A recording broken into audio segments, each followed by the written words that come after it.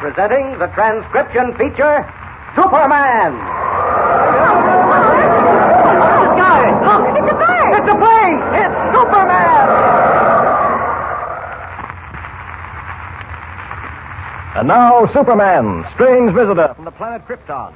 Superman, champion of the weak and the oppressed, possessed of physical powers far beyond those of mortals, and who walks about among ordinary men disguised as Clark Kent, mild-mannered reporter for a great metropolitan newspaper.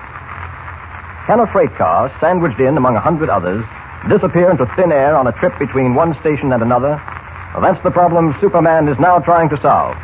As Clark Kent, he and Lois were assigned to cover for their paper the arrival of a freight train, bringing with it a specially armored car bearing $5 million in gold. Gold being moved from another city to the National Bank in Metropolis. Our friends reached the railroad terminal just as the train pulled in. And it was at that moment that... But wait. Let's listen. Train for Calcutta, Big India, Phoenicia, Esopus, West Yokan, Boyceville, leaving on track 4. Order, sir. Order. Clark, it isn't possible. It simply couldn't happen. Well, it has happened, Lois. Well, then will you please explain how? The Metropolis National Bank has a specially armor-plated freight car built. They sandwiched the car in among nearly 100 others. There's an armed crew inside the car, and it's sealed from the outside. I know, and yet when the train arrives here in Metropolis, the special armored car is missing. Vanished completely. Along with the crew and $5 million. Clark, it isn't possible. You did some checking up at Bolton, the last stop the train made? Yeah, I telephoned the station agent there.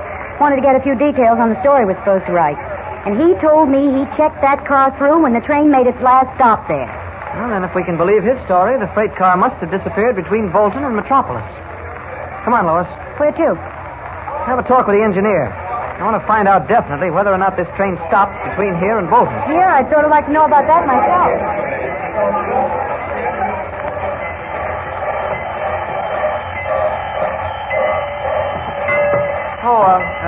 Excuse me. Yeah? You the engineer on this train? Yeah. My name's Kent, reporter for the Daily Planet. Yeah? Yeah, I'd like to ask you a few questions, if you don't mind answering them. Depends. Oh, talkative, isn't he? I'm interested in trying to solve this case for my paper. It'd make a swell story. One thing I'd like to know, did you make any stops between Bolton and here? Nope. You didn't stop even once? You didn't get a red signal at some switch off or anything like that? Nope.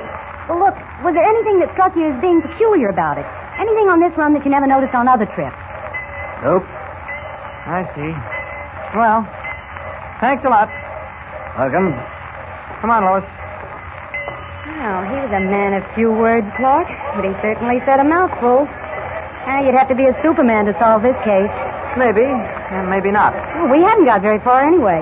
All we've done is verify the fact that the train did not stop between here and Bolton. Well, that's a good deal. That's the one point we've got to be sure of above all others. Whether or not this train stopped. And yet, Clark, if it didn't stop, how on Wait a earth... second, Lois. Here comes Inspector Neely of the police. Hello there, Inspector. Hello, Kent. Miss Lane.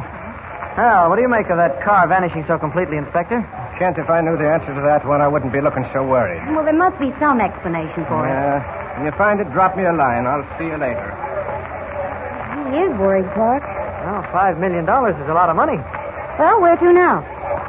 Lois, I want to talk to the boys in the caboose, the brakemen. Say, that's an idea. They ought to know something about this. Well, let's hope they do.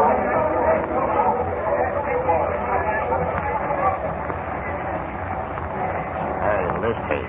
Yes, Tom? Hey, I've been lamping that guy and that dame. I found out they're reporters from the Daily Planet. What about them, Crumb? Seems to me they're nosing around a little too much, asking too many questions. I'd better get in touch with the boss. What for? Well, the boss never lets things get out of hand, nips them right in the bud. Oh, yeah. Instead of waiting till these two really do find out something about the missing freight car, I think he'll want them put out of the way. Oh. Now, you wait here, Lispy, and keep an eye on him. Okay. I'm going to telephone the boss.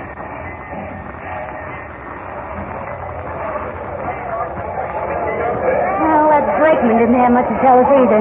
No, doggone it. We got no more out of him than we did out of the engineer. I think what we'd better do now is have a talk with the conductor. No, wait, Clark. See, I don't see where we're going to get... Clark. Now, where has he got to? I've never seen a man who could lose himself as quickly and easily as Clark Kent. He'd lose his head if it weren't tied on.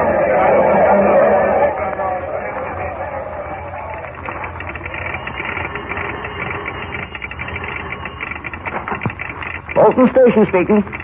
Yeah, the 432 just went through. Okay. Yes, gentlemen, what can I do for you? I want to talk with you, pal. Yeah, I want to talk with you. What about? I want to talk to you about that freight car that disappeared, pal. Yeah, about the freight car that disappeared. I don't know anything about that, not a thing. I saw the gold car go through with the freight train, and that's all I know about it. You got it wrong, pal. Yeah, you got it wrong. That gold car wasn't with the freight train. That car had disappeared before the train got here. Oh, no, that isn't so. You see, I checked that car through personally. Listen, anybody asks you, like the police, you tell them the car wasn't there. No, I can't say that. That ain't so. If they ask me, I got to tell the truth. I don't like to talk too much, pal. You do like I tell you, or won't you? I can't say that car wasn't there when it was. I can't tell the police that... Oh! How can you say it? No, sir. I ain't going to tell a lie no matter what you tell me. Don't. Let me have a crack at it, Joe. Get your hands off that man. Huh?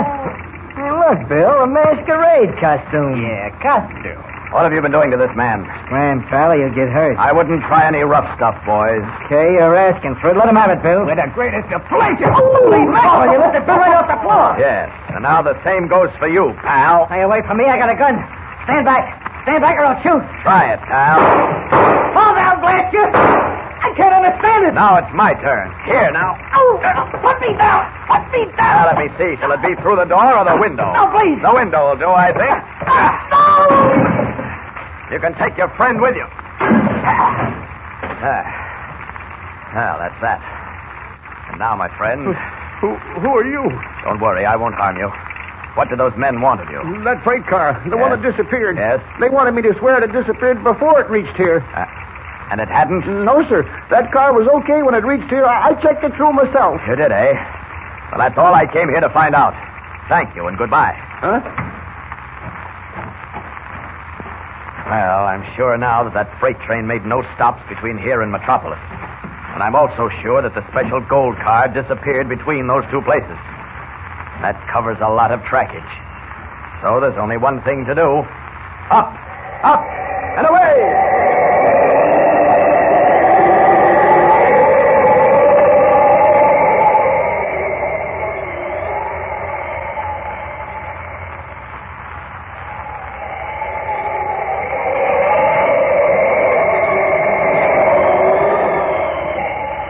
I can't understand it. Flown along these tracks between Bolton and Metropolis 3 times and not a single clue.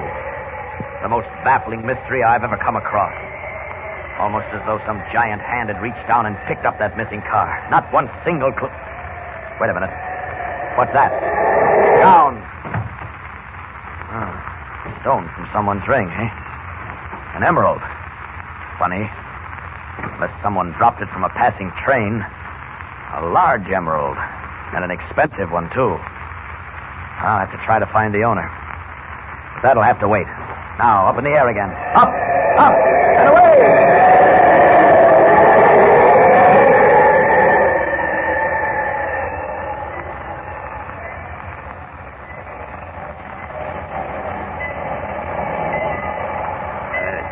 This way. Oh, hello, Crumb. Did you telephone the boss? Yeah. He says to get rid of the reporter and his girl. Gee, Crumb, I don't know. I don't see why we have to kill somebody just because they're asking questions. Well, the boss thinks people who ask questions now may find out some embarrassing answers later on. Oh. He believes in getting rid of them quick. Yeah. Hey. I just see the girl. Where's the guy? Well, I lost him in the crowd, Crumb. We can pick him up later. What's he going to do with the girl? Yeah. Well, I figured that out on my way over here. Yeah? Now, listen, the 941 is due in on track 6 in just a few minutes. Uh-huh. I'll manage to get the girl over to the platform of track 6. We'll stand there talking. You come up behind us, and just as the 941 comes in, you shove her in front of it. Get me? Yes, I get you. When the 941 comes in, I shove her in front of it. Yeah.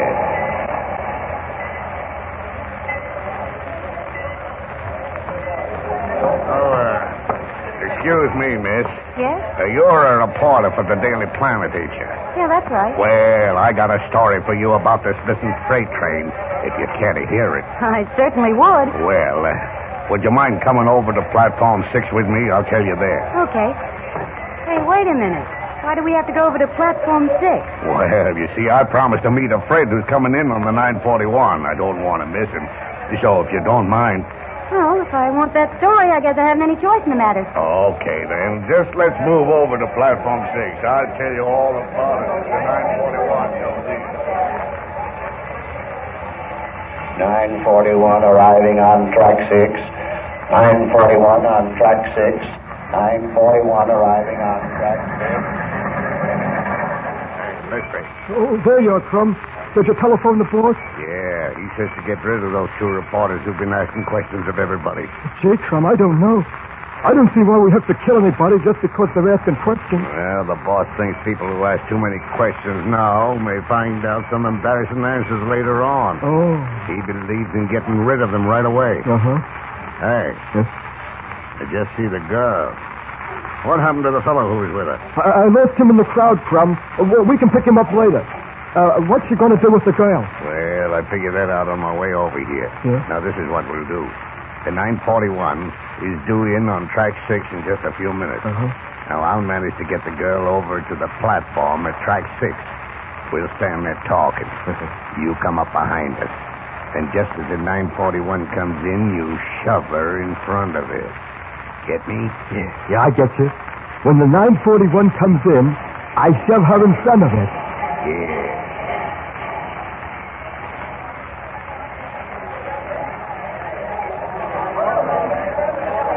You haven't told me much I don't already know. Yeah, perhaps you'd better tell me all you do know, miss. Then maybe I can tell you a few things you don't know. Well, I know that a freight car, specially armored and carrying 5 guards, vanished mysteriously on the way here from Bolton. Yeah, I know that. The car was carrying $5 million in gold for the Metropolis National Bank. Now, although that freight car was still attached to the train at Bolton, when the train arrived here this morning, the car had completely disappeared. What amazes me is... Oh, here comes the 941 now. Say, don't you think we're standing a little too close to the edge of the platform? We'd better step back. Oh, no, I don't think we're too close. Well, I think we'd better step back anyway. It always frightens me a little to be too close.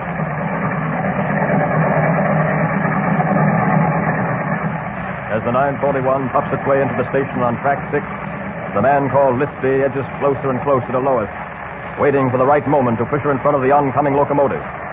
Meanwhile, Clark Kent, returned from Bolton, enters the terminal and begins to look for Lois.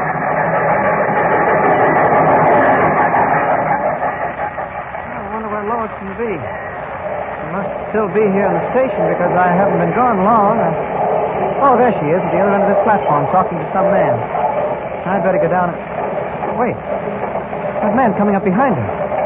Something funny about him. I wonder... He's pushed her onto the track in front of this train. This is a job for Superman. I'll grab the last car and hold the train back. Here now. There, that does it. The platform hides me completely.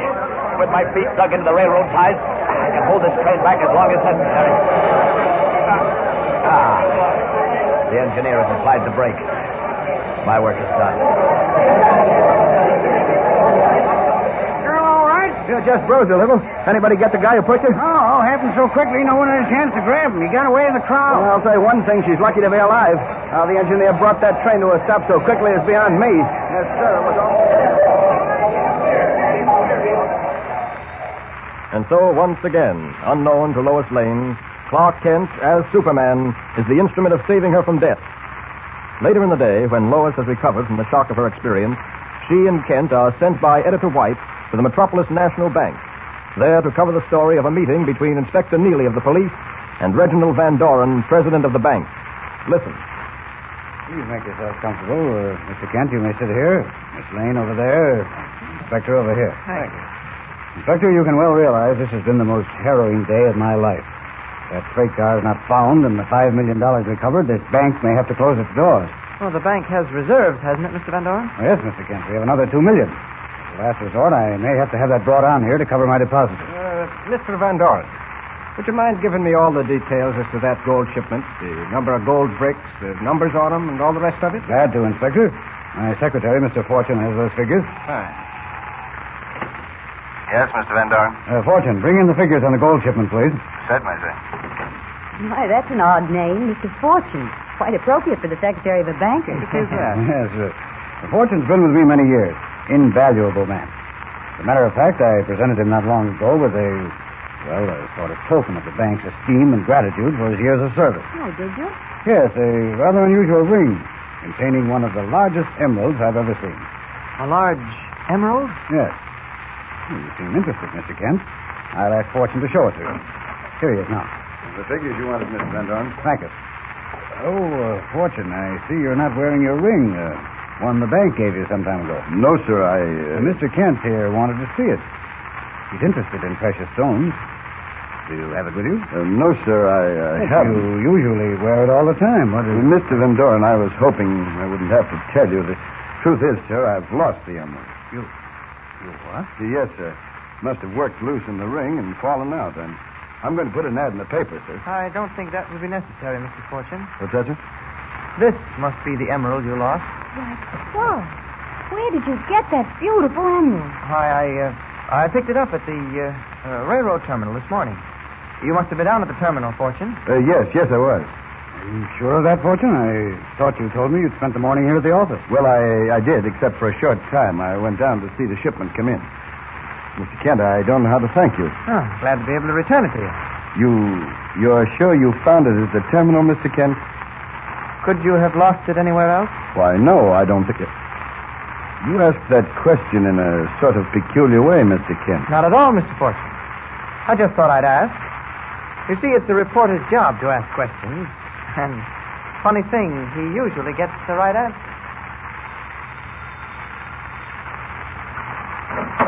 Yes? Who is it? It's me, Leslie Fortune. Oh. I've got to talk to the boss right away. Okay, come in. I'll take you right up. What's wrong? I think someone's onto me. A reporter named Clark Kent. Kent? That guy again? You know him? Yeah. Me and Crum is down at the terminal this morning. We decide Kent and the dame that's with him are asking too many questions. So we make up our minds to bump them off. Well, we pushed the dame in front of a train. And all of a sudden, the whole train stopped like somebody was holding it back. It was amazing. the engineer must have applied his brakes hard. What about the man, Kent? Well, that's funny, Fortune. He never even showed up. Well, come on, let's go in. I'll signal the boss if you want to talk to him.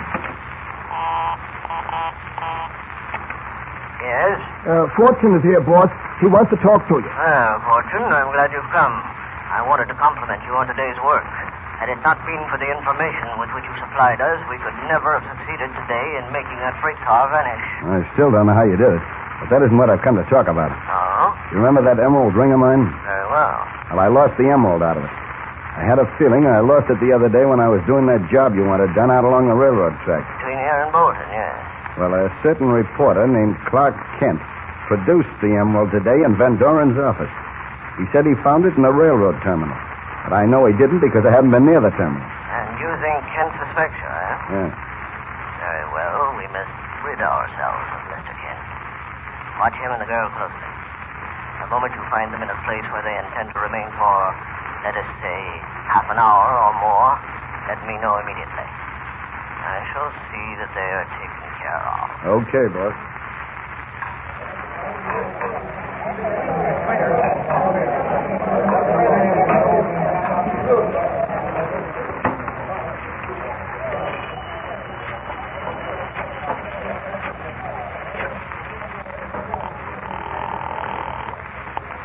Yes? Hello, boss. This is Fortune. Listen, I've trailed Kent and Lois Lane to Sorrento's restaurant. I'm calling from it now. They're going to have dinner here, and it looks as if they'll be here for at least an hour. Good work, Fortune. I'll take care of everything from here on. And what are you going to do? 10 seconds, Fortune. 10 seconds after those two leave the restaurant, our troubles will be over. But what are you going to do then? Hang up on me. 10 seconds, you say. 10 seconds after they leave the restaurant. And I'll just hang around and see what happens.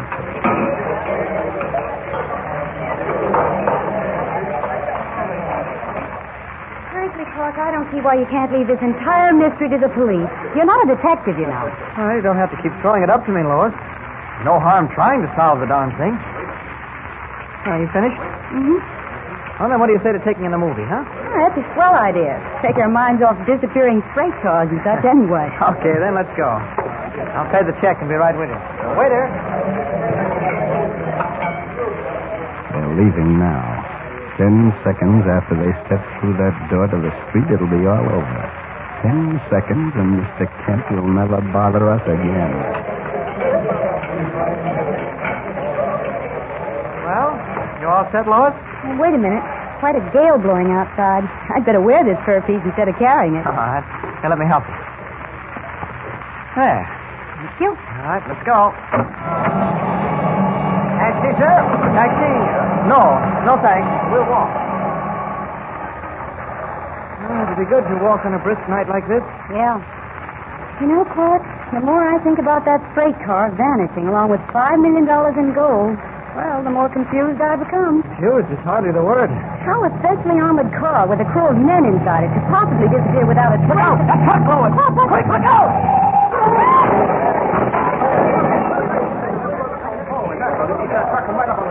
You all right, Lois? Oh, thank goodness, Clark. Gee, you pulled me out of the way just in time. Oh, another second, it would have been curtains. All right, get back. What's happened here? This truck crashed in off the street, officer. It almost killed this young lady and myself. Oh, it did, eh? Ruined the front of this restaurant, too. Hey, you! You're the driver of this truck? Yeah, that's right, officer.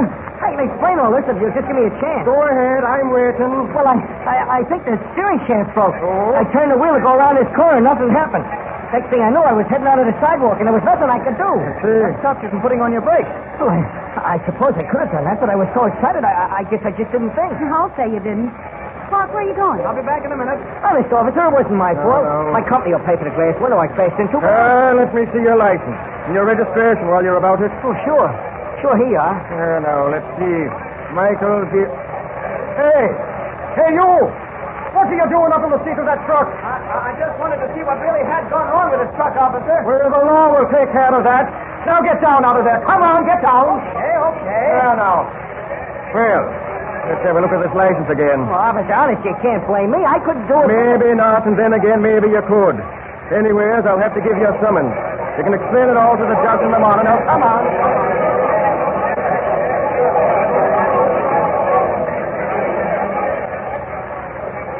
Come on, Lois. Let's get out of here. I don't want to be held as a witness. Gracious, Clark. You're stronger than I thought you were. Huh? When you pulled me out of the way of that truck, your grip felt like steel.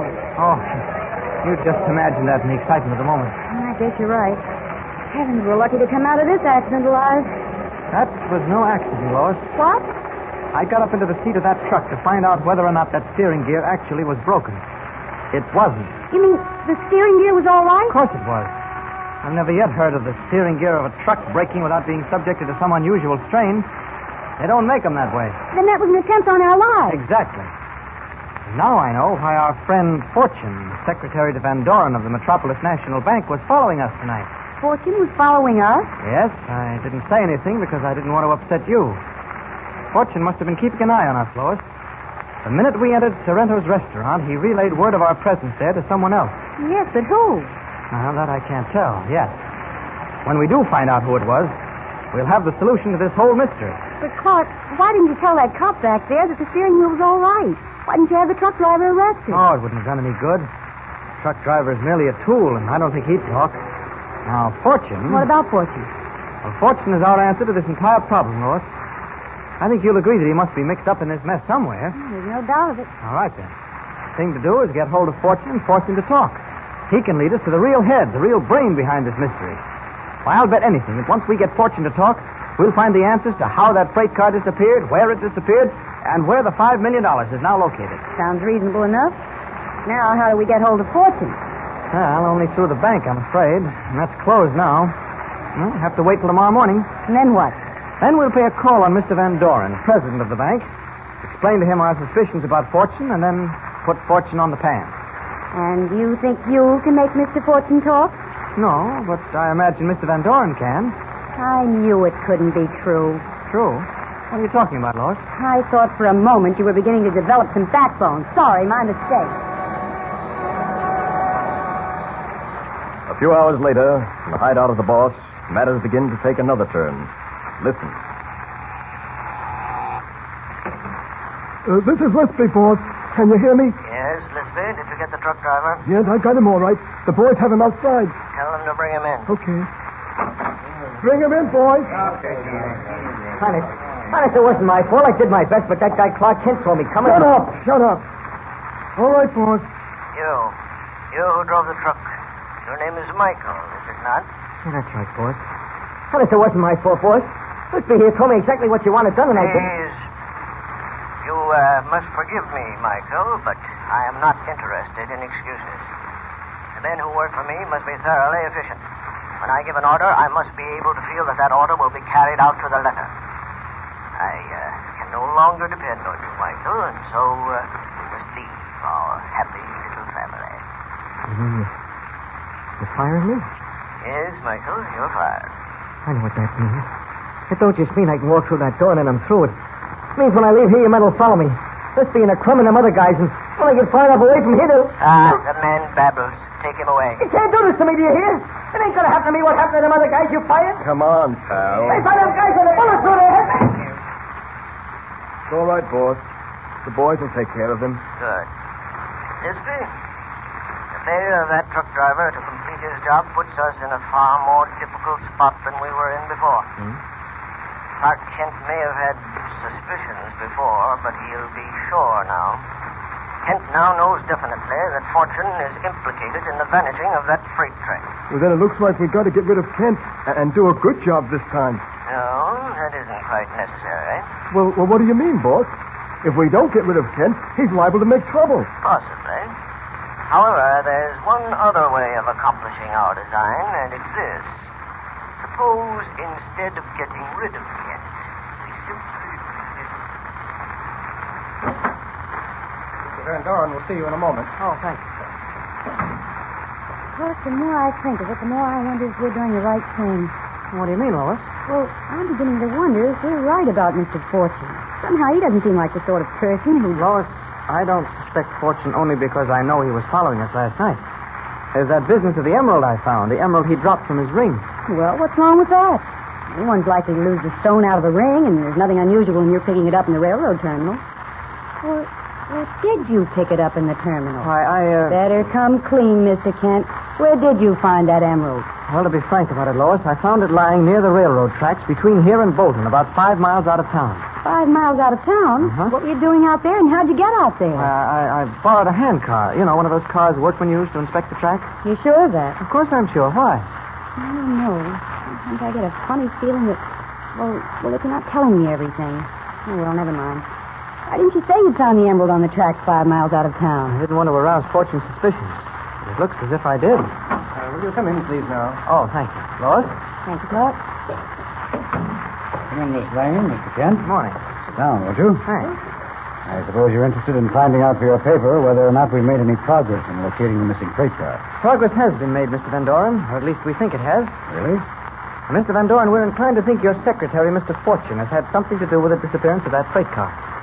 My secretary, Mr. Fortune, are you out of your mind, young man? I don't think so, sir. You remember that emerald I returned to Mr. Fortune yesterday? Of course I remember. Well, I didn't find that emerald in the railroad terminal, as I said. I really found it on the tracks between here and Bolton. Oh, what of it? Wait a minute. I think I begin to see what you're driving at. Another thing. Mr. Fortune followed Miss Lane and me to a restaurant last night. When we left the restaurant, we narrowly escaped being killed by a truck. It wasn't an accident. We're sure it was an attempt on our lives. Well, by all that... Young man, you may be right. It certainly appears that Fortune had some knowledge of what's been going on. In any case, we'll question him. He's in the next office. I'll get him. George, I'd known about this before. Fortune, come out here at once, please. Fortune. What the devil? Anything wrong, sir? Possible. I know he was in this office. I saw him come in, but he's certainly not here now. Maybe he stepped out for a minute. He couldn't have stepped out without my seeing him. The only door to this room leads into my office. The window. The only way he'd get out is by going through my office. You sure? Well, look at the office yourself. Mr. Van Doren's right, Clark. Fortune's office doesn't have a window, and there's no way out except through Mr. Van Doren's own office. But if he didn't come through your office and he couldn't get out any other way... Don't tell me he's vanished like the freight car. We will need a Superman to solve this thing now. Just what I was thinking. This is quite fantastic. First, my freight car carrying $5 million in gold vanishes into thin air, and now my secretary does the same thing. Oh, you must be mistaken, Mr. Van Doren. Fortune couldn't have I been... tell you he was there. He couldn't have left without my seeing him. Did you leave your office any time? I haven't left this office once. Well, then I certainly don't see... Who? Oh, it's you, Miss Bailey. Well, what do you want? Bailey, what's happened? Why do you look at me so strange? Kathy, somebody, she's going to faint. I got her. She's fainted, all right. Well... You'll have Fortune in here and talk to him. If he knows anything about how that freight car vanished and where the $5 million in gold went to, we'll soon know about it. Mr. Fortune, can you come here, please? Fortune. Anything wrong, Mr. Van Doren? Oh. Simply couldn't happen. What couldn't happen, Mr. Van Doren? Mr. Fortune's not here, Miss Lane. He's not in his office. Oh, maybe he stepped out for a minute. He couldn't have done that without my seeing him. Why, I can't follow you, Mr. Van Doren. Well, there's only one way to get into or get out of Mr. Fortune's office, and that's through my own office. Here, have a look for yourself. Seems to be about right. Fortune's office has no window and no other door. To come in or go out, he would have to come through your office here. Mr. Kent, he's not here, and I saw him come in 10 minutes ago. You actually saw Fortune come through your office and go into his own 10 minutes ago? That's right. He said good morning to me as he went in. And you're sure you didn't see him come out? Positive, Miss Lane. I haven't left my own office in the past half hour. Fortune could not have gotten out of this office without my seeing him. Well, if he couldn't get out, he must still be here. Let's have a look in that closet. I'm trying to think that's where we'll find him. But, Mr. Kent, what on earth could he be doing in that closet? Well, I can't answer that, but he must be in that closet. There's no other place he could hide. Well, you must be right, of course. Stand back. I'll open the door. I don't think I want to look. Well, we'll soon know. It's not here. There's nothing inside this closet. This whole thing is getting beyond me. First, a freight car carrying $5 million in gold disappears as completely as if Superman himself had reached down and picked it up. And now your secretary, Mr. Fortune, vanishes just as completely. Oh, I refuse to believe it. It simply couldn't happen. There's certainly no explanation for it. Clark, why are you rapping on those walls? I just had a feeling that maybe there might be a secret panel somewhere, but there isn't. These walls are solid. It's beyond me. Well, who? Oh, Miss Bailey, what is it you... Miss Bailey, what's happened? What's wrong? Quick, someone catch her. She's going to faint. I got her. Like a light. Well, things certainly are beginning to happen around here. What in the world? Mr. Van Doren, would you bring that water jug on your desk, please? Oh, yes. Something must have upset her pretty badly. Who is she, Mr. Van Doren? She's the receptionist in the outer office. Here's the water. I'll take it. I wonder if I can just get her to drink a little of it. There we are. I'll rub her wrist. Oh, Mr. Fortune. Mr. Fortune. Easy does it now, easy. You're all right now, Miss Bailey. Who are you? What's happened? Well, you came into the office here, Miss Bailey. You looked at us all very clearly, and then you just fainted dead away. Oh, yes. Now I remember. Oh, Mr. Van Doren, he's out there.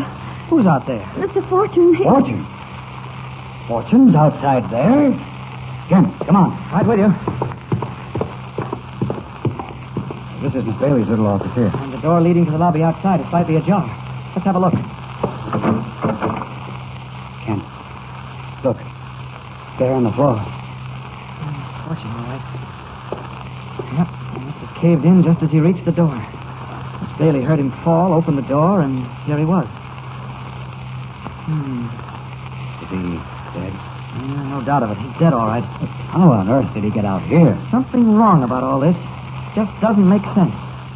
Are you sure? You're going to ask me again if I'm certain he came through my office this morning to get to his own. I tell you he did. I'm sorry you've got to take my word for it, but you must believe me. Let's try to get this straight. Mr. Fortune comes through your office about 20 minutes ago and goes into his own. Now, the only way of getting to his office is through yours. And that's the only way he can get out again. Right. You saw that for yourself. You were in your office all the time, and you didn't see him come out again. He didn't come out, I'll swear to that. Well, then how did he get out here? And how was he murdered? If we could answer those questions, Kent, we'd have the solution to this whole case. There's only one thing to do. Huh? What's that? I'm going to call police headquarters and have Inspector Neely come over here at once. If anyone can find an answer to this riddle, he's... All right, now let me get a full-length shot of him. Okay. Will you photographers quiet down for just a minute? Now, when did you people discover the body of Mr. Fortune? About 10 minutes ago, Inspector Neely. Couldn't have been more than that. Yeah, we'll soon get to the bottom of this. Mr. Van Doren, I'd ask you to close the bank for the rest of the day. Lock all the doors and keep your employees here. We'll want a question. Miss Bailey, will you go out and... Just a minute, please. I want Miss Bailey to remain here. Oh, Inspector, please. I don't want to get mixed up in any murder. All I know We'll is find that... out all you know in a little while, Miss Bailey. Meantime, don't worry. It's our job to help you, not to harm you. I'll telephone outside and have the bank closed. Inspector, do you mind if Miss Lane and I telephone the Daily Planet? Yeah, we can get an exclusive on this story. Well, that'll be all right, I guess. Good. Lois, will you call Editor White? Right, Clark. Miss Bailey, is there a phone I can use? Yes, there's one in for Mr. Fortune. Now, Kent, let's see what the medico has to say. All right. Doc, what about our friend Fortune? Died instantly, Inspector. Single knife wound to the heart. Yes? Can't tell much more than that without an autopsy. How long has he been dead? Hard to say. Rigor mortis hasn't started to set in at all. An hour, maybe a little longer. Well, according to the story I get, he must have died during the last 40 minutes. Does that check? Check's all right. Good. You boys finished taking your news pictures? Just gotta get one more picture, Inspector. All right. Okay, you can have them. All right, you men remove the body. I want these officers clear. Logan, Fitz, you go on down to the bank and check the stories of every employee down there. The rest of you men clear out. Don't want anyone in here now but Mr. Van Doren and Mr. Kent and Miss Lane and Miss Bailey and myself. All right, boys, let's go. All right, go ahead. White's got the story, Clark. We've got an exclusive on it. Oh, great. Well, Inspector? Kent, we're going to get to the bottom of all this right now. I want you people to show me exactly what happened when you found Fortune's body. Mr. Van Doren? Well, Kent and Miss Lane came to me about an hour ago and said they suspected Mr. Fortune had something to do with the disappearance of the freight car. You mean the freight car carrying the $5 million in gold for your bank here? Yes. And, by the way, have you uncovered anything on that yet? Give us time, Van Doren. Give us time. I'm afraid you'll have to be Superman to solve this case. If Lane or Superman really existed, I'd call him in on this case without a minute's hesitation. Well, go ahead, Van Doren. Well, I went into Fortune's office, and Fortune wasn't there. Yes? The peculiar part of that was that Fortune could not have gotten out of this office without passing through mine. And I never saw him come out. You never... I see. Go on. Then suddenly Miss Bailey came in, stared at us in a strange way, and then fainted. Now, why did you faint, Miss Bailey? Well, I'd been sitting at my desk in the outer office when I heard a knock at the door. Yes? I said, come in, but nothing happened. And I went to the door and opened it, and there was Mr. Fortune lying on the floor, dead. And then you came in here to tell Mr. Van Doren and then fainted. Yes, that's right. Well, then what happened? Show me now exactly what you did. Mr. Kent. We brought Miss Bailey, too, and she told us about Fortune. Mr. Van Doren and I went into the outer office. Well, all right. Let's go. Just a minute, Miss Lane. Did you come, too? Oh, no. I stayed here in this office with Miss Bailey. Then you and Miss Bailey remain here now. Yes, sir. I want to get a picture of exactly how everything happened. Now, Kent, let's go into the next office. All right. Mr. Van Doren and I walked into the outer office. Yes? Miss Bailey's office, that is. Oh. And when we got here, we looked around. And then Kent noticed that the door was ajar. Yes. You mean the door leading to the lobby? That's right. So we opened the door, and Mr. Fortune, lay at our feet. I see. In other words, this whole mystery seems to hinge on whether or not we can be sure that you did not see Fortune leave his office, Mr. Van Doren. I give you my word, I did not see him go out. I couldn't have missed him if he had. There was only one way he could get to his office. He'd come through this office here, Miss Bailey's, through your office, then into his own. That's right, Inspector. And then to get out, he'd have to reverse that procedure. I think we can check your story, Van Doren, by talking to Miss Bailey. If she didn't see him come out, then we'll know for sure that he must have gotten out some other way. But there is no other way, Inspector. We'll worry about that when we come to it. Let's go back into your office, Van Doren, and check Miss Bailey's story. Very well. All right. I assure you, Inspector, I was in my office every minute of the time, and I'd have seen Mr. Fortune if he... Oh, Miss Bailey, the inspector would like... Where are they? Right. Look in Fortune's office. Okay. Well? Oh, they're not in here. Lois! Miss Bailey! Where are you? Oh, but look here, they couldn't have left here. The three of us were in the outer office all the time. There's no other way of getting out. How about the windows? It's a 4-story drop, Kent. What? And there's no fire escape. But do you mean to say Lois and Miss Bailey have disappeared, too? Now, look here, you men. Why, it's fantastic. Maybe it is. But the fact remains they're not here. They've vanished. Just the way Mr. Fortune did. Just the way that freight car did. If you can figure this one out, Inspector, then I'll... Well, This whole mystery, Mr. Van Doren, seems to hinge on whether or not we can be sure you did not see Mr. Fortune leave his office. I did not see him go out. I couldn't have missed seeing him if he had, Inspector Neely. Well, you can check your story, Van Doren, by talking to Miss Bailey. To get out, he'd have to come through her office here. If she didn't see him come out, then we'll know for sure that he must have got out some other way. But there is no other way, Inspector. We'll worry about that when we come to it. Let's go back into your office, Van Doren, and check Miss Bailey's story. Very well. But I assure you, Inspector, I was in my office every minute of the time, and I'd have seen Mr. Fortune if he... Oh, Miss Bailey, the inspector would let... Where are they? Look in Fortune's office. Okay. Oh, they're not in here. Lois, Miss Bailey, where are you? Well, if they couldn't have left here. The three of us were in the outer office all the time. There's no other way of getting out. How about the windows? It's a 4-story drop, Kent, and there's no fire escape. But do you mean to say Lois and Miss Bailey have disappeared, too? Right. Fantastic. Well, maybe it is. But the fact remains they're not here.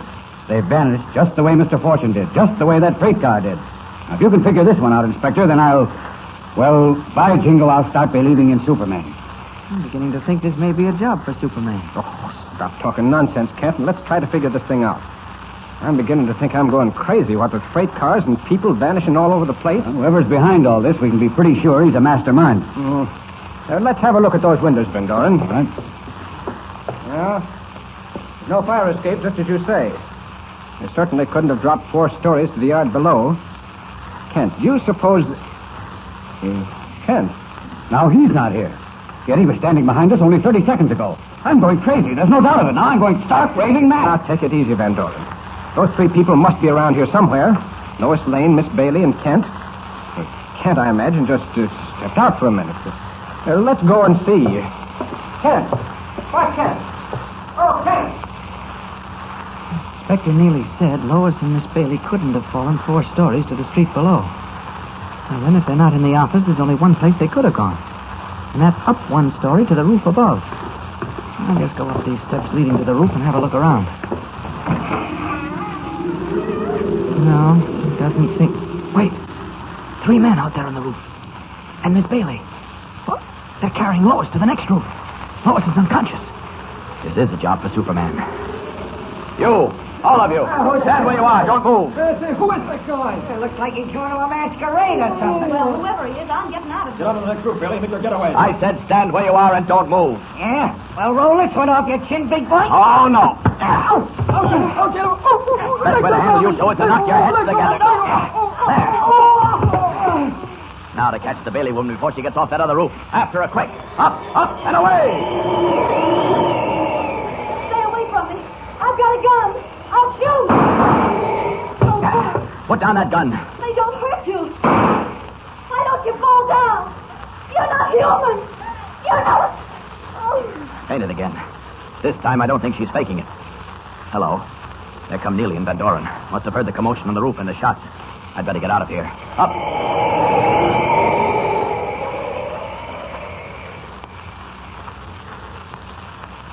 Now, Miss Bailey, here at police headquarters, we have ways of making people tell us what we want to know. So you'd better talk. Sorry, I don't know a thing. Not a thing. May I say something, Inspector? Certainly, Kent. Listen, Miss Bailey. Lois Lane is now in a hospital suffering from shock and that crack you gave her over the head. But she's entirely conscious and knows what happened to her. She says you asked her to get you a glass of water. And when she turned her back, you came up behind her and hit her over the head. How can she prove I hit her if her back was turned? She heard you come up behind her and turned her head just as you struck. When she came to, she was on the roof. And those men were removing a rope that had been tied around her waist. Now, it's very obvious that after you knocked her out, those men lowered a rope from the roof to the window, and both you and Lois Lane were hoisted up that way. All right, so I did it. So what? May I say a word here, gentlemen? Well, if you can make Miss Bailey talk, Mr. Van Doren, I wish you would. I've said all I'm going to say. Miss Bailey, you worked for me for many years. So does Mr. Fortune. He's dead now, and somehow you seem to be implicated in his death. So you'd better clear this mystery up for us. Tell us how Fortune was murdered and how his body was taken out of that room without my seeing. Now, wait a minute. Let's get one thing straight. I don't know anything about what happened to Fortune. That's as much of a mystery to me as it is to the rest of you, even though I knew it was going to... Just a second, Miss Bailey. You were going to say you knew Fortune would be murdered. I wasn't going to say anything like that at all. Miss Bailey, Who is the boss? Oh, you react to that, do you? What do you know about the boss? The three men you were with on that roof have done some talking, too. That's so, Inspector? Yes, Mr. Van Doren. Didn't take long to break them down. They told us that a certain unknown person called the boss is behind all this. A squad of my men are on their way to his hideout now. That's splendid. Now perhaps we'll find out what happened to that freight car, how it vanished, and where the $5 million went to. We'll know that when we get the boss. Now, these men didn't seem to know much about how that car was made to vanish. Also, they'd never seen the boss. Apparently, no one ever has. But you see, Miss Bailey, we're making progress. So I think you'd better tell us all you know. It'll make things much easier all around. So, do I get a break when this thing comes to trial? Yeah, well, we'll see. Well, Now then. Get all this in shorthand, Matthews. She'll sign it later. Yes, sir. Well, go ahead, Miss Bailey. well, I was working for the boss. Yes? So was Mr. Fortune. Neither of us had ever seen the boss. Well, go on. Well, we went to the hideout. He spoke to us over a loudspeaker. Oh. Sometimes he reached us by telephone at the office. That's the way it happened this morning. The boss telephoned me. He said Clark Kent and Lois Lane were coming to question Fortune. Oh. And he said he'd have to put Fortune out of the way. I asked him how he was going to do it, but he said not to ask questions. And then he told me when a knock came at the door, I was to open it and I'd find Mr. Fortune lying out there dead. Then I was to go into Mr. Van Doren's office and faint. Well, go on. I was to arrange it so that Kent and Van Doren went into my office, leaving me alone with Miss Lane. What I was supposed to do after that, you already know. Keep on taking this down, Matthews. Now, look. Why did the boss want you to spirit Miss Lane out of that room? I asked him that, but he wouldn't tell me. But you can bet he had a reason, though. He always does. You still maintain you know nothing, absolutely nothing, about how Fortune met his death. Not a thing. You can't pin a murder rap on me. Inspector. Oh, Jones. What luck. Well, sir, we went to the address those men gave us. The place was empty. All we found was a room with a loudspeaker in it. Huh? And traced wires to another room where there was a microphone. Well, we'll watch the house. Well, there's no point in that, sir. The boss knew we were coming. What? There was this note pinned to the front door. Let me see that. Well, What does it say, Inspector? it says, better luck next time. And it's signed, the boss. Yeah, some class to this new hideout, huh? I'll say. The boss sure does things right. Maybe it's a good thing the police raided the other dive, huh? Shut up. Horses get something to say. Good evening, gentlemen. Hello, boy. We seem to have had some excitement these past few days. Unfortunately, several of our number have been taken by the police. Fortunately, however, they know very little, so they won't be able to tell the police much. I was kind of worried about that, boss. I'm glad to hear it's okay. Gentlemen, I have called you here to discuss our next job. As you may have heard, the Metropolis National Bank is planning another shipment of gold. $2 million worth. Certain that we wouldn't dare attempt the same trick twice, the police have advised them to ship it exactly as they did the other, in a specially built freight car. Well, you mean you're going to make that freight car vanish just like the other one? No, this is what we will do. That train must pass over a deep ravine. There is a bridge. Yeah, Rainbow Bridge. Sure, I know it. Boy, that's some drop. If you ever fell off that bridge, you wouldn't have a chance. That's exactly what's going to happen to that train. We shall plant great charges of dynamite at the base of each column supporting that bridge. Holy smoke. The train will start to cross the bridge. When the locomotive reaches the other end, its wheels will trip a lever, which will set off the dynamite. The entire train will crash into the valley below. You men will be waiting nearby with a fast truck. You'll transfer the gold from the freight car to the truck and make your getaway. Simple, isn't it? Yeah, sure. You had to get away with it all right. You know, boss, that's a pretty desolate mountain country there. But what about the people on that train, the engineer and the brakeman? $2 million is worth a few lives. Plus that, I'm anxious to see the end of Clark Kent. Sure, but what's all this going to do with Clark Kent? Gentlemen, you can't see beyond your noses. Kent has been working on this case ever since it started. As I figure it, he'll certainly be aboard that train. Need I say more, gentlemen? It doesn't seem possible, Mr. Kent. The freight car carrying $5 million was attached to the train when the train reached Bolton. That's right, Jimmy. Yet when the train arrived at Metropolis, the freight car was missing. And the train didn't stop between Fulton and Metropolis. Right? I don't see how it could have been done. You have to be Superman to figure that one out. Yes, I dare say you would. Well, it sure is a case. What with Miss Lane being stopped over the head and everything. Oh, I went to see her in the hospital today. She's feeling okay again. Yes, I know. I went up to see her myself. Now, there's something funny. About Mr. Fortune, I mean. The only way he can get her out of his office is by going through Mr. Van Doren. Mr. Van Doren sees him come in, but doesn't see him go out. That's right. And yet when we went into Fortune's office, he was gone. Completely vanished. Just like the freight car. Then, a few minutes later, in comes this Miss Bailey and faints. She tells you Fortune's outside. When they go outside, there he is dead. How did he get there? Oh, I'll get it. Hello? Oh, yes, Mr. White, he's right here. Where? Oh, okay, sir, I'll tell him. Hey, Mr. Kent, it's Mr. White. Yeah? He's calling from the hospital where Miss Lane is. Okay, give me the phone, Jimmy. Here. Hello, Chief. Yes. Well, how is she? Oh, fine. What's that? Another shipment of $2 million? From where? Hawthorne. I see. We'll catch a plane? Yes. Sure, okay. All right, but I don't think anything will happen this time. No, that's true. You can't be sure. Okay, I'll get a plane this afternoon and ride the train back to A Metropolis. plane trip? Gee, could I go, Mr. Kent? Yeah. Try and get me to go, too, huh? Sure, Chief, but... Oh, please, Mr. Kent, try to wangle with her. Wait, Jimmy, wait a minute. Yes, Chief. Oh? Yes, okay. Oh, gee, What? Mr. Kent, ask him, huh? Tell him What you did need me along or something. Okay, Chief, I'll do that. Oh. By the way, what are the chances of taking Jimmy Olsen with me? Well, I could use somebody to help out with things. I can't do everything, you know. Different when Lois is along, but... What's he say, Mr. Kent? I see. Okay, Chief. Well, goodbye. What's he say, huh? Can I go, Mr. Kent? Can I? Jimmy, I'm afraid it's just impossible to leave you behind. You mean I can go? On a plane and everything? That's right. Yippee! Hey, Ken, strangle that kid, will you? How can a guy work? Take it easy, Jimmy. Huh? There's lots to do. We'll have to catch the 3:30 plane for Hawthorne. Oh, jeepers, I almost forgot. Why are we going? A fine newspaper man you're going to be. Well, here's the story. Van Doren of the Metropolis National Bank is having another shipment of gold sent through from Hawthorne. Yeah? $2 million worth.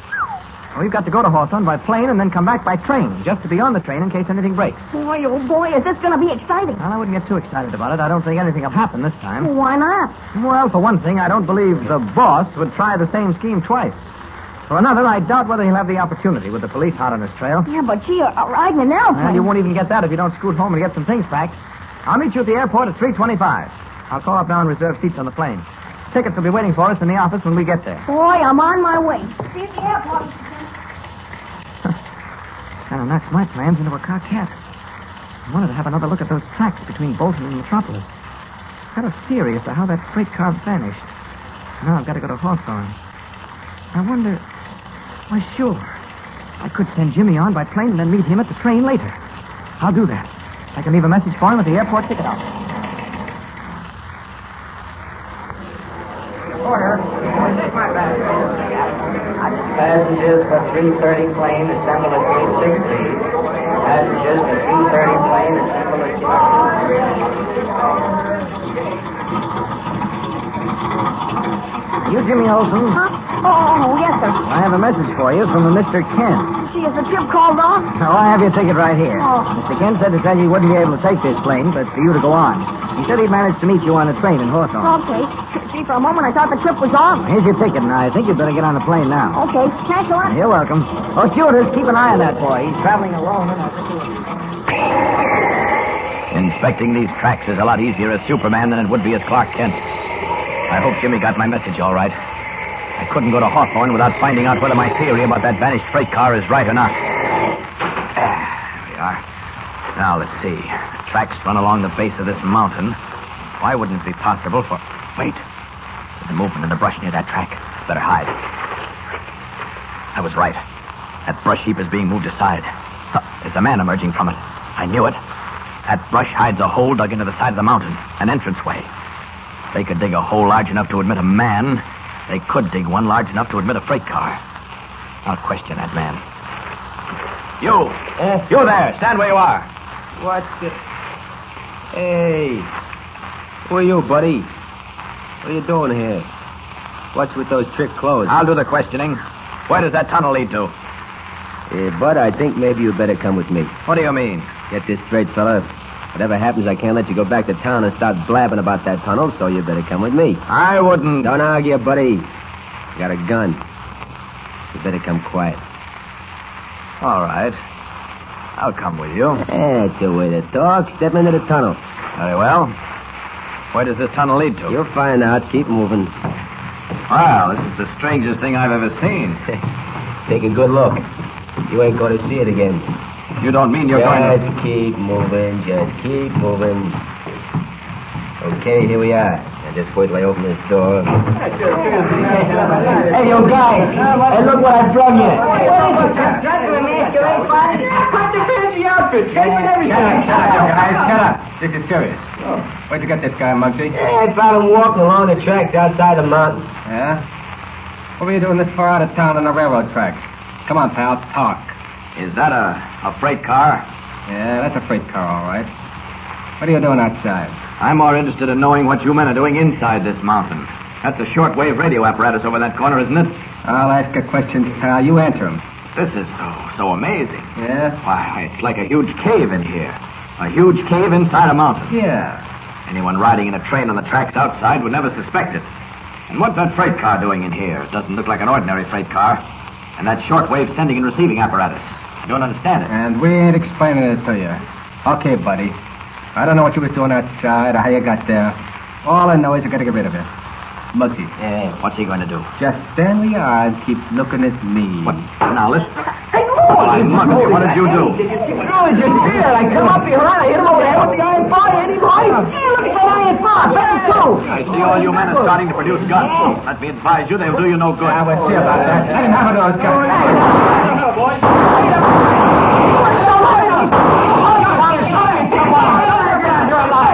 Better than a fight. Come on, all of you. One for you, and one for you. You fool! You try it yourself, Phil. Okay, I will. And when I hit a guy, you go. Well, there are still 6 of you left, but you all seem to be hanging back. We got enough. We don't know who you are, but we got enough. Good. And now I've got to find out how you got that freight car in here. As Superman prepares to find the answer to the riddle of the vanishing freight car, Jimmy Olsen in Hawthorne boards the train which is to carry the $2 million gold shipment to Metropolis. Neither Superman nor Jimmy know that the boss plans to blow up Rainbow Bridge while the train is passing over it. Listen.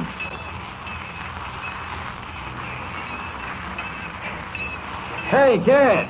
What you doing standing here beside this caboose? Oh, I'm looking for Mr. Kent. Clark Kent. Ah, Clark Kent of the Metropolis Daily Planet? That's right. He's supposed to meet me on the train here. I arrived a little while ago by plane. Well, then you must be Jimmy Olsen. That's right. Editor White of the Daily Planet wired the dispatcher that you two would be along. And we was to let you ride in the caboose or the engine cab if you wanted to. Your friend Kent ain't arrived yet. Oh, then I'll wait. No, you won't. This train is starting right now. But it wasn't supposed to start till 6 o'clock. It's only 5 o'clock now. Yeah, I know. We changed the schedule several days ago. We're pulling out from Metropolis in 2 minutes flat, kid. Yeah, I guess Mr. Kent won't make it now. It doesn't matter. There won't be any story anyway. Nothing's going to happen to this train.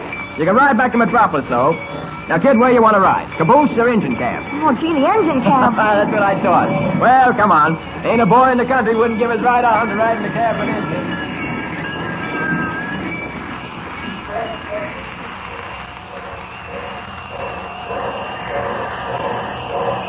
Oh, say there, Charlie. Yeah, what is it? I got a boy here's going to ride to Metropolis with you. He's a newspaper man. Well, is he now? Yeah. Well. Say, did you hear that? We're going to have a celebrity riding with us. Yeah, is that so? Dispatcher says it's okay, fellas. All right with you, lad. Up you go. There we go. There he is. Yeah, well, me bucko, you're just in time. But we're just starting right this minute. You want more steam? We've got enough. Well, tell me, you comfortable, lad? Oh, I'll be all right. Don't worry about me. Good. And here we go for Metropolis.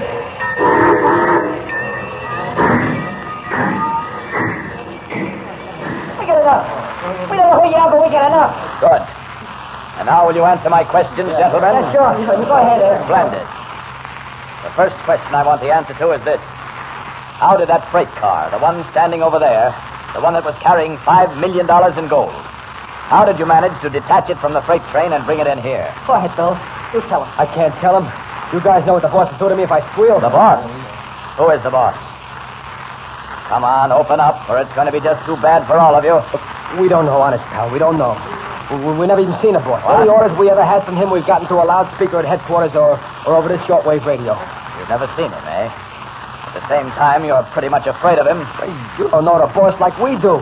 Anything the boss wants to do, he does. Like making freight cars, such as that one over there, carrying $5 million in gold, disappear, That's right, pal. The boss is a clever guy. He can do anything. I'm beginning to wonder about that. How did you get that freight car in here? How did you separate it from a train of nearly 100 other freight cars without the engineer or anyone else on the train knowing anything about it? Look, pal, I can't talk. The boss will kill me if he finds out. What? No. Don't hit me again. Talk. But I can't. I can't, you hear? Talk. All right. Okay, just don't hit me again. I'll talk. I'm waiting. The boss had it all figured out, see? Yes? Outside where the tracks run along the base of this mountain, there's a steep hill and a curve. I know that. When a train going downhill comes around that curve, the engineer has to slow down to 10 miles an hour. Yes, go on. Well, we had a couple of our boys disguised as brakemen on a train. And as it slowed down to 10 miles an hour, they uncoupled the freight car carrying the dough. Then they slowed down that one car to 7 miles an hour by using the wheel brake on top of it. Yes? So the front end of the train, going 10 miles an hour, went on ahead of the money car. And the rear end of the train was slowed down to 5 miles an hour by another brakeman. Oh. So you see, that leaves the money car coasting down the tracks all by itself with the front end of the train way ahead of it and the rear end of the train way behind it. I see. But how did you get the car inside the mountain? Oh, that was simple. We flung a pair of emergency tracks right on top of the regular tracks, switching the money car off the main line right into this cave. Oh, I see. Then you quickly pulled up the emergency tracks and let the rear end of the freight train coast down and catch up with the front end. That's it. We let the rear cars run free again, and they soon caught up with the other cars, which were still traveling slow. All we had to do then was to buckle them on again, and the job was done. Certainly was simple. Sure was simple. Nobody caught on to it, except you. Hey, listen. Listen, brother, who are you? Why the fancy costume? Where do you get your strength from? Never mind that. Is the $5 million in gold still inside that freight car? Yeah. The boss hasn't given us any orders where to ship it yet. How about the crew of guards that was inside? Well, we got them locked up in a safe place. That shortwave radio apparatus. You get in touch with the boss on it? Well, we... Can you or can't you? Don't stall. Answer me. Yeah, we can get in touch with him. Get him. But we... You heard me. Get in touch with him and do it right away. Okay. You're the doctor. Turn around, Joe. Okay.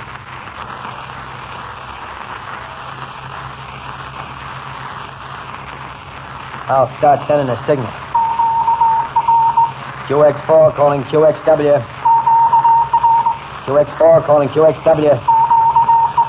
QX4 calling QXW. QXW answering QX4. Come in, QX4. This is Bill speaking, boss. Yes, Bill, what is it? Nothing's gone wrong at Rainbow Bridge, I trust. Rainbow Bridge? What do you mean by that? Go on, question him. You know what I want. Well, why, what could go wrong at Rainbow Bridge, boss?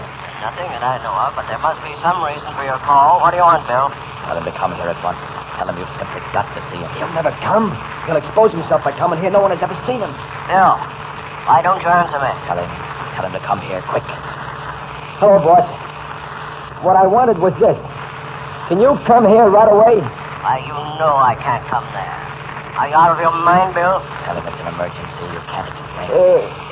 It's an emergency, boss. I can't explain. An emergency? Why, what sort of an emergency? Just say the $5 million. Just that, nothing more. Oh, you're driving that. Why should I stay to Bill. Do as I tell you, or by heaven. Okay, I'll do it. Bill, why don't you answer me? Why do I have to come there? What emergency are you talking about? Boss, the $5 million in gold. Not another word. $5 million? Well, what about it, Bill? What about it? Shut off that sending apparatus. But I can't. I say. Okay, shut it off. Bill, what about the $5 million? What's happened to it? Why must I come? Good. Say, I don't savvy this, pal. Just what are you getting at? The boss knows there's something wrong. He doesn't know what it is. Except that it has something to do with the $5 million. So what? Just this, my friend. If the boss doesn't arrive here within the next hour, I'll be very much surprised. He'll be so worried about that $5 million he won't be able to wait. But he'll kill me if he finds out what I've done. Don't worry. He won't be in a position to do anyone any harm when I get done with him. One thing bothers me. What did he mean by asking if anything had gone wrong at Rainbow Bridge? I don't know. The boss wouldn't have asked you if you didn't know something. Now, come on, I'm not wasting time with you. What about Rainbow Bridge? I tell you, I don't know. There's a friend of mine on that train, the one that crosses Rainbow Bridge in about an hour. I'm not taking chances. Talk, friend, talk. I'll talk. Don't hit me again, please don't. I'm waiting. The Metropolis National Bank is shipping through another $2 million in gold. Yes? The boss plans to blow up Rainbow Bridge and hijack the gold car that way. Oh. How is that to be done? There's a crew of men out at the bridge now. The dynamite's been laid. And when the engine gets to the other side of the bridge, the dynamite will go off. I see. Well, there's plenty of time. It's 5:45 now, and the train doesn't start out from Larimer until 6 o'clock. It'll take it an hour to reach Rainbow Bridge. Won't arrive at the bridge until 7 o'clock. I've got at least an hour. 1 hour in which I can wait for the boss before starting for Rainbow Bridge.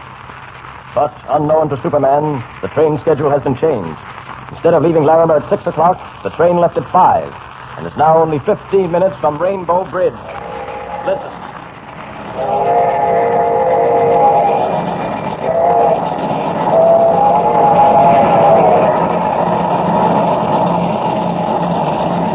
Hey, you want more tea, Charlie? Oh, there's plenty, Olaf. All right, how are you enjoying your first ride in the cab of a locomotive? Oh, gee, it's swell. Sure, I'm getting a kick out of it. One thing worries me, though, and that's why my friend Clark Kent didn't meet me at Larimer. I wouldn't worry about that. Yeah, but you see, he expected the train to leave at 6 o'clock, not 5. He didn't know the schedule had been changed. What time is it now? 4 to 6. Gee, probably just getting to Larimer Station now. Well, now, me bucko, there's nothing to worry about. You missed the train, and that's all there is to it. Nothing you can do, so why don't you just relax and enjoy the ride, huh? Ah, look now. We're coming to a real pretty view. What's that? Rainbow Bridge. Yeah, see, we're a little ahead of schedule. There's the bridge right ahead. Now, look, you lad. You see how beautiful it arches across the valley there? Gee, sure is beautiful. How soon before we start to cross it? Well, I guess it's about another 5 minutes, lad. Yeah, another 5 minutes and we'll be crossing Rainbow Bridge. And then, me bucko, you'll be having one of the biggest trips of your life.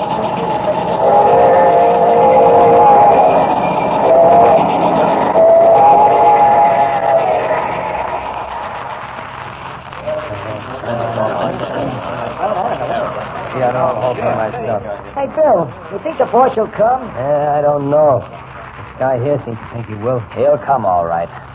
Probably on his way here right now. I'll bet anything he's plenty worried about what's happened to that $5 million. Yeah, but nobody's ever seen him. He's taking darn good care of that. You think he's going to let anybody see what he looks like now? It depends on which is more important. The $5 million or his identity. Oh, holy jumping. That must be him now. Can he come through the tunnel that leads into this cave alone? Yeah. Good. We'll wait. Yeah. Wait for the boss. You ain't kidding. I never laid eyes on the boss. But when I do it, it's going to be a shock. He'll be the one to be shocked. He's at the door. Yeah. Gee, I'm nervous. Is that the signal? Yeah. Good. Now to see who the boss really is. Bill? The suspense is getting me. Yeah, you're right. I've never laid eyes on the boss. And when I do it, it's going to be a shock. Yes. No one has ever seen the boss, eh? No. Well, we'll soon... There he is now. Oh, gosh, I'm nervous. Is that the signal? Yeah. Good. Now to see who the boss really is. Bill, open that door. I said open it. Okay. Well, Bill, here I am. What's wrong? What's happened? Well, don't stand there with your mouth open. Are you the boss? Well, you're Reginald Van Doren. You're the president of the Metropolis National Bank. Now, listen to me, you men. I kept my identity a secret for a long time. Pretty clever, robbing your own bank. Listen to me, I said. You've all had an easy time of it working for me. You've had little to do, and the pay has been good. If one of you ever breathes a word of this, if you ever give me away... You've done that, Van Doren. What are you talking about? That guy in a masquerade costume standing over there to the side has heard every word you said. That's right, Mr. Van Doren. What? Who is this man? Why is he dressed like that? What's he doing here? Listen, boss, whoever he is, take it easy. The 10 of us hopped on him and he beat the pants off us. Even bullets don't hurt him. He's the guy that made us trick you into coming here. Tricked me into... Bill, you mean to say nothing is wrong? That this has all been a trick to lure me here? Well, you see, we was all waiting around I'll here answer that. Yes, Van Doren, it was a trick. Nothing more than that. I had to make your men pretend something had happened to the $5 million in that freight car to make you come here and reveal your identity. Well, as they say in detective stories, the game is up. There's something familiar about you. I'm hanged if I know what it is. Who are you, anyway? That doesn't matter. What does matter is putting you and this gang of yours behind bars where you belong. After that, I'll see that the $5 million is restored to the depositors of your bank. Oh, you will. You think you... Wait a minute. I haven't time to argue with you now. It's almost 6 o'clock. There's a train leaving Larimer in 10 minutes carrying another $2 million in gold. Well, what of it? And I understand you plan to blow up Rainbow Bridge when that train passes over it. How can I blow up the bridge if my men and I are here? You can't fool me that way, Van Doren. I happen to know how you've arranged it. When the locomotive reaches the other side of that bridge, it will trip a lever, which will then explode the dynamite you've planted under the bridge. Very well. You know how it'll be done. But you won't save the train. What do you mean? Just this. Put that gun away, boss. Won't do you no good against this guy. We even tried Tommy guns on him. I'm not going to use it on him. Hey, what are you talking about, boss? That corner over there. There are about 10 boxes of dynamite piled on top of each other. Sure. We had that left over after we finished blasting out this cave. We had this, hey, wait a minute now. A long time ago, I made up my mind that if I were ever caught, I'd take the easiest way out rather than face the music. I wouldn't do any bluffing, Van Doren, because I'll call your bluff. I'm not bluffing. Either you let me walk out of here safely and unharmed, or I'll blow us all to kingdom come by sending a bullet into that dynamite. He means get a bolt off. What are you going to do? Give me that gun, Van Doren. One more step. Just one more. No. All right. You're up for it. Did you see what happened? Holy mackerel, did you see that? Well, all I seen was a streak, and then that guy was standing there in front of the dynamite station. Yes. And here, Van Doren, is the bullet you just fired. I know who that guy is now. He's Superman. You've gone very white, Van Doren. You're trembling. Perhaps you realize now there is nothing you can do to help yourself. Drop your gun, Van Doren, and give up quietly. And now, gentlemen, I'm going to leave you, but don't try to follow me. I'm going to barricade the entrance to this cave so you won't get out. But you can't leave us in here. We'll starve to death. Oh, you won't be here that long. It shouldn't take more than an hour or two for the police to arrive. Leaving the cave, Superman blocks up the entrance to it and then speeds to Larimer, there to meet Jimmy Olsen and warn the railroad authorities that Rainbow Bridge will be blown up the minute a train passes over it. He arrives at Larimer and, in the guise of Clark Kent, enters the station master's office. Oh, yes, sir. There you are. Two from Metropolis? That's right. Yes, sir. Here you are. Thank you. Oh, what kind of view, sir? Well, what track does the 6 o'clock train from Metropolis leave on? 6 o'clock train from Metropolis? Yes. Oh, I guess you don't know. The schedule's been changed, sir. What? Yes, sir. 6 o'clock train now leaves an hour earlier at 5. Wait, now, let me get this straight. The train I expected to leave here a few minutes from now left nearly an hour ago. Is that right? That's right, sir. There'll be another train from Metropolis in just about... Never mind. I've got to get out of here. Well, I wonder what he's so upset about. After all, just because you missed it. I'd only known. There I was back at that cave wasting time with Van Doren. Have I time, I wonder? Can I reach that bridge before the train does? Well, this is another job for Superman. Up, and away!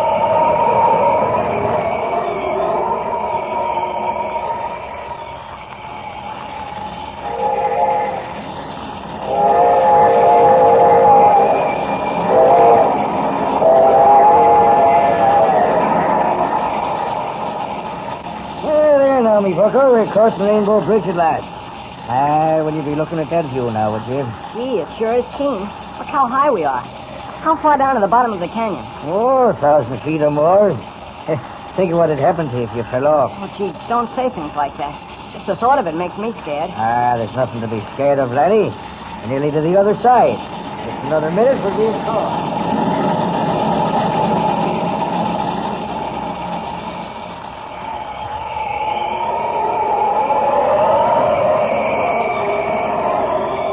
There's the train ahead. She's practically across. When the locomotive reaches the other side, the bridge supports at that end will be blown up. I've got to stop them before they reach it. Faster, faster.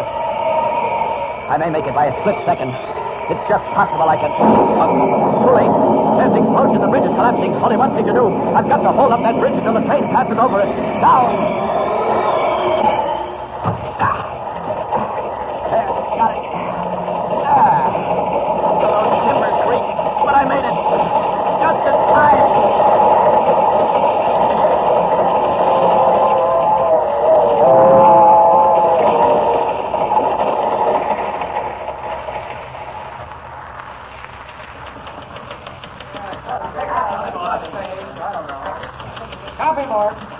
Gosh, Mr. White, it was terrific. We heard this explosion, and the bridge started to sway back and forth. Boy, I thought we were going over sure. Then suddenly the bridge stopped swaying, so you could feel it was kind of ripping. All right, Jimmy. If you've told me once, you've told me a dozen times. Yeah, but you won't believe me about Superman. Of course I don't believe you. I tell you, I saw him. When we got the whole train safe on the other side, we got out. Then we saw the bridge start to fall. And I saw this man in a red cape and everything fly down into the valley. Nonsense. Sheer nonsense. You imagined it. Well, then, how do you account for those men? The men who were waiting in the valley to get the gold when the train crashed. How do you account for them being captured? When the police got there, they were all tied up inside the truck. They said they'd been captured by a guy wearing a red cape. They imagined it, too. Oh, some imagination. How about Mr. Van Doren and the gang inside the cave? They said... I tell you, I'll not believe in such foolishness. Superman. Super nonsense. Hi, Chief. Hello, Jimmy. Well, Kent, a fine time for you to show up. Yes, Mr. Ken. What happened to you? Why didn't you meet the train at Larimer? What's the idea of letting this youngster make the trip alone? Oh, Chief, We'd have had a fine story out of that bridge blowing up, Kent, if we'd had a reporter on the job. Oh, wait a minute, Mr. White. What was wrong with my Oh, story? wait a minute, everybody. I missed the plane, Chief, but I got another one out right away. Gosh, as it happened, the train schedule was changed. That's right, Mr. White. We left an hour early. You two can cook up more alibis. You come into my office for it. Well, that's where we get it, Mr. Kent. Yep, looks that way, Jimmy. Another bowling out. Well, we've taken the others. I guess we can take this one. All right, come in here. Now sit down, both of you. All right. Now then, let's get one thing straight. From now on, there's going to be no more... Gosh, Mr. White, what's wrong? What are you staring at your desk? This pile of stones on my blotter. Oh, I noticed those the minute I came in. You're taking up geology or something? Look at those stones, Kent. Don't you see anything peculiar about them? Yes. They've been sort of piled up into a queer kind of formation. Well, it's as if someone had spent some time arranging them. Someone did. That pile of stones is an Indian symbol. A warning of impending death. Jimmy. You sure that's the Indian sign of death? Positive. Oh, someone's playing a joke on you. Besides, what do you know about Indians? More than you think. Hey, I must have a drink of water. Jimmy, hand me that water pitcher. Sure, Mr. White, I'll get it. Holy mackerel. Did you see that? The water pitcher. It shattered into a million pieces just as you reached for it. Well, what could have done that? The thing that did it is lying on the floor. Pick it up, Jimmy. Jeepers. Look what it is. Ken, do you see what that is? Yes, Mr. White. It's an arrow. What is the meaning of these strange occurrences in Editor White's office? Who placed the Indian warning of death on Editor White's desk? Who shot the arrow that shattered the water pitcher? What new adventure awaits our friends